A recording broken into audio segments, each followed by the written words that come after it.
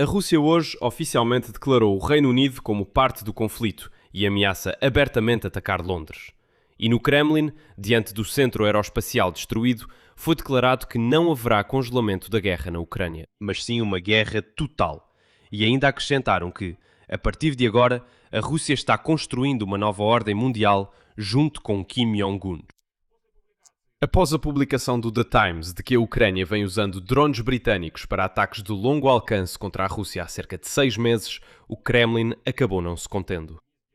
E hoje, o chefe do Ministério das Relações Exteriores da Federação Russa, Sergei Lavrov, declarou diretamente que o uso das forças de mísseis britânicas em ataques ao território da Federação Russa pode ser considerado como, cito, participação na guerra, com todas as consequências decorrentes disso. Mas o que Moscou realmente pode fazer no Reino Unido é uma questão à parte. E a resposta para isso é bem mais modesta do que a ameaça mais estridente. No geral, neste episódio vamos analisar todo o quadro, desde a declaração de Lavrov até o ato de sabotagem na Europa e o resultado do ataque ucraniano ao centro espacial russo. Meu nome é Alexei Petchy, vamos analisar esse tema juntos. Mas antes de começarmos, peço que você se inscreva neste canal do YouTube. Verifique agora mesmo. Veja se você já está inscrito neste canal. Bem aqui embaixo deste vídeo, veja se o botão de inscrever-se está ativado. Vai que você assiste meus vídeos, mas ainda não se inscreveu. Sei que alguns de vocês estão nessa situação. Ficarei muito grato por cada inscrição sua. Então, vamos começar com a própria declaração de ameaças a Londres por parte de Moscou. Sergei Lavrov, que é o chefe do Ministério das Relações Exteriores da Rússia, ao comentar o uso de armamento britânico pela Ucrânia, declarou, cito: "Sabe, eu tenho pena do Reino Unido, se eles forem lutar até ao fim.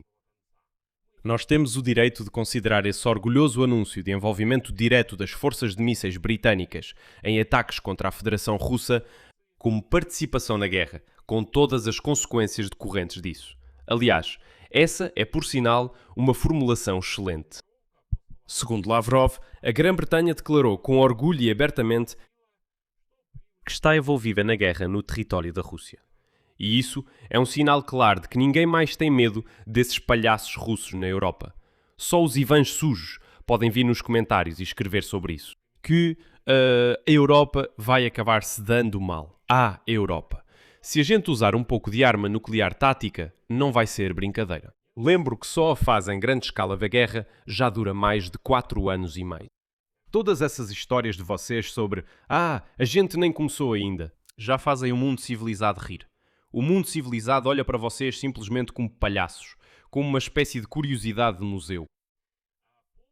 E o motivo para essas declarações de Sergei Lavrov foi uma publicação do The Times dizendo que entre os drones que os militares ucranianos usam para atacar o território continental da Rússia, há aparelhos britânicos, incluindo o drone a jato Neon, desenvolvido pela empresa BAE Biosystems. Eu fiz um episódio separado sobre esse assunto hoje de manhã. Lá eu falo sobre drones, sobre mísseis ucranianos, então não deixe de assistir. Lá eu expliquei com mais detalhes sobre esses drones britânicos. E depois dessas notícias, a Embaixada da Rússia em Londres já ameaçou o Reino Unido com algumas consequências. Vamos lá. Será que em Moscou ainda não sabiam que estavam sendo atingidos por drones britânicos? É claro que sabiam, mas tinham medo de reagir de alguma forma a isso. E quando todo mundo começou a falar sobre isso publicamente, eles ficaram tipo, bom, ok, agora precisamos reagir de alguma maneira. Em resposta, o Ministério da Defesa britânico declarou que Londres nem sequer planeja e nem pensa em reduzir o apoio militar à Ucrânia e continuará fornecendo armamentos e equipamentos para Kiev necessários para a defesa contra a agressão russa.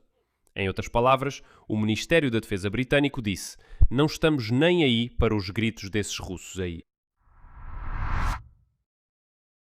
Agora, vamos tentar responder aqui à principal pergunta. O que Moscou realmente pode fazer em resposta a essas declarações de Londres, além das palavras de Sergei Lavrov dizendo ai, haverá consequências. E aqui vale lembrar que Sergei Lavrov já não é a primeira vez nos últimos dias que ameaça justamente a Europa. Nem vou falar das ameaças de Putin, Medvedev e companhia, que durante toda a guerra em grande escala ficam dizendo como vão chegar até Londres e atacar Londres. Pois bem, pouco antes disso, Sergei Lavrov declarou publicamente que a Rússia, cito, tornará seus métodos muito mais duros para destruir tudo que alimenta a máquina de guerra de Kiev por parte do Ocidente.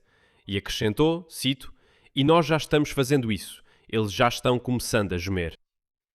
E foi nesse contexto dessas declarações que realmente uma onda de incêndios suspeitos se espalhou pela Europa. E foi nesse contexto que realmente uma onda de incêndios suspeitos se espalhou pela Europa. Recentemente, nos países bálticos, russos têm incendiado centros logísticos que fornecem ajuda humanitária para a Ucrânia. Lembro que o exemplo mais emblemático foi ainda em julho. Na noite de 19 de julho, em Riga, queimaram o escritório, o depósito e o centro logístico da sociedade beneficente Tavi Drogi, que coletava e enviava ajuda humanitária para os militares ucranianos e civis. E então, de acordo com as gravações das câmaras de vigilância, 2 pessoas mascaradas invadiram o local pulando a cerca. Eles incendiaram o prédio e fugiram antes da chegada da segurança. Naquela ocasião, o prejuízo foi estimado em quase 100.000 euros. Queimaram equipamentos doados, roupas e alimentos. E o Serviço de Segurança do Estado da Letónia declarou diretamente que, considerando as atividades de sabotagem que a Rússia organizou nos últimos anos na Letónia e em outros países da OTAN e da UE, não se pode descartar a versão de que o incêndio criminoso foi provocado em favor dos interesses da Rússia. Além disso, hoje na Estónia informaram que um dos centros de caridade semelhantes também foi incendiado. E depois, na Letónia, também houve uma declaração de que houve um ato de sabotagem semelhante em um depósito humanitário semelhante. E uma história parecida aconteceu na Itália, em uma fábrica de munições da KNDS. É uma empresa italiana que, aliás, também é subsidiária da BAE Systems, fornecendo produtos para a Ucrânia. Também houve uma explosão e a promotoria italiana está investigando uma possível ligação com incidentes semelhantes em empresas na Bulgária. No dia 10 de agosto, uma fábrica de armas também pegou fogo lá. Ou seja, sim, a Rússia realmente é capaz de realizar esse tipo de sabotagem pontual. Incêndios em depósitos, explosões em fábricas que trabalham para a defesa ucraniana, lançamentos de drones, como aconteceu em Leipzig, que pousou perto de um avião ucraniano e assim por diante. Mas, ainda assim, isso é um nível totalmente diferente de ameaça do que, como diz Lavrov, participação direta na guerra, com todas as consequências decorrentes, bem, com as quais Lavrov ameaça toda a Grã-Bretanha. Atacar diretamente um país da OTAN com armas nucleares e assento permanente no Conselho de Segurança da ONU é algo para o qual a Rússia não está fisicamente preparada, e ela mesma entende isso perfeitamente. Daí vem a diferença entre o tom alto da retórica e o conjunto real de ferramentas disponíveis. Sabotagens encobertas e não uma confrontação aberta é tudo o que a Rússia pode fazer. E os russos agem como covardes, simplesmente como ratos mesmo. Eles incendeiam depósitos e nem sequer admitem isso. Eles simplesmente não podem. Agora, os britânicos. Eles vieram a público e disseram com orgulho, Lavrov diz, eles vieram a público e disseram com orgulho, sim, nós fornecemos drones para a Ucrânia, com os quais ela ataca a Rússia continental e ataca alvos lá. Sim, nós fazemos isso. Sim, e vamos continuar fazendo isso. Não é às escondidas, nós nem tentamos esconder isso. Nós fornecemos armas abertamente aos ucranianos, que depois são usadas contra a Rússia. Os russos, em resposta, agem como ratos, como verdadeiros covardes. Nem fazem isso eles mesmos, mas subornam alguns europeus para que eles incendiem algum depósito lá e então dizem, tá vendo? Nós nos vingamos. Portanto, o que se pode esperar? Talvez possamos esperar alguns incêndios criminosos na própria Grã-Bretanha. E olhe lá. E nesse contexto, vários Ivans russos. Esses Ivans aparecem nos comentários, inclusive nos meus vídeos. E depois de 4 anos e meio de guerra em grande escala, continuam escrevendo que a Rússia ainda nem começou. E que em breve vai atacar a Europa com armas nucleares táticas. Vocês não entendem, Putin só está se preparando. Não sei, eu fico curioso, os próprios russos, não acham engraçado esses argumentos. Eles ainda, só pensem nisso, eles ainda continuam assim, mesmo quando depósitos do petróleo estão pegando fogo, refinarias, fábricas por toda a Rússia. Quando centenas de drones voam para a Rússia durante a noite, eles ainda dizem, nós ainda nem começamos, espera só quando começarmos. Gente, acordem, na minha opinião, vocês se deram mal. E nesse contexto, o Kremlin no mesmo dia deixou claro que não se fala em paz ou se querem uma pausa nas ações militares. O assistente do ditador careca Vladimir Putin, Yuri Ushakov, ao responder a uma pergunta sobre o desejo de vários países de congelar a guerra na linha de contacto, respondeu de forma breve. Você conhece a nossa posição, ela exclui essa possibilidade. Ele também destacou que a verdadeira diplomacia sempre é feita de forma discreta e que tudo o que é feito em público são apenas declarações públicas. Anteriormente, a Rússia, vale lembrar, apresentou exigências. Nada de congelamento sem a eliminação, como eles dizem, das causas principais da guerra. Ou seja, basicamente, sem o cumprimento das exigências maximalistas de Moscou. Vou acrescentar que a única causa principal desta guerra, não, vamos dizer assim, são duas verdadeiras causas principais da guerra. A Rússia e Putin. Vamos destruir ambas e a guerra vai acabar. Mas em vez de paz com a Ucrânia, Sergei Lavrov preferiu, no mesmo dia, falar sobre uma nova aliança com a Coreia do Norte. Sim, ele chamou isso de nova aliança, porque quando não há sucesso, é preciso inventar algum. Em um telegrama para a colega da RPDC, Tsoi Son-hee, por ocasião do Dia da Libertação da Coreia dos invasores japoneses, ele escreveu, segue a citação de Lavrov. Hoje, Moscou e Pyongyang atuam juntos, como uma frente unida, pela criação de uma nova ordem mundial justa, baseada nos princípios da multipolaridade, verdadeira igualdade e consideração dos interesses nacionais. Ele também lembrou sobre a operação conjunta para, cito, expulsar as forças armadas da Ucrânia e mercenários estrangeiros da região de Kursk, como uma continuação da tradição de camaradagem militar desde 1945. Bem, o preço dessa camaradagem está bem documentado. Segundo dados da inteligência militar da Coreia do Sul, Pyongyang forneceu ao exército russo mais de 12 milhões de projéteis de artilharia e enviou cerca de 13 mil soldados para a região de Kursk, dos quais cerca de 2.500 morreram definitivamente. E bem, ainda há um certo número de feridos por lá. Segundo cálculos da Bloomberg, desde 2022, a Coreia do Norte ganhou mais de 14 bilhões de dólares com a ajuda militar à Rússia, incluindo 850 milhões de dólares só na exportação de soldados, ou seja, carne de canhão. E a cooperação continua se expandindo. Ontem mesmo o presidente da Ucrânia, Volodymyr Zelensky, declarou que a Coreia do Norte planeja enviar para a Rússia um contingente de 30 a 50 mil militares.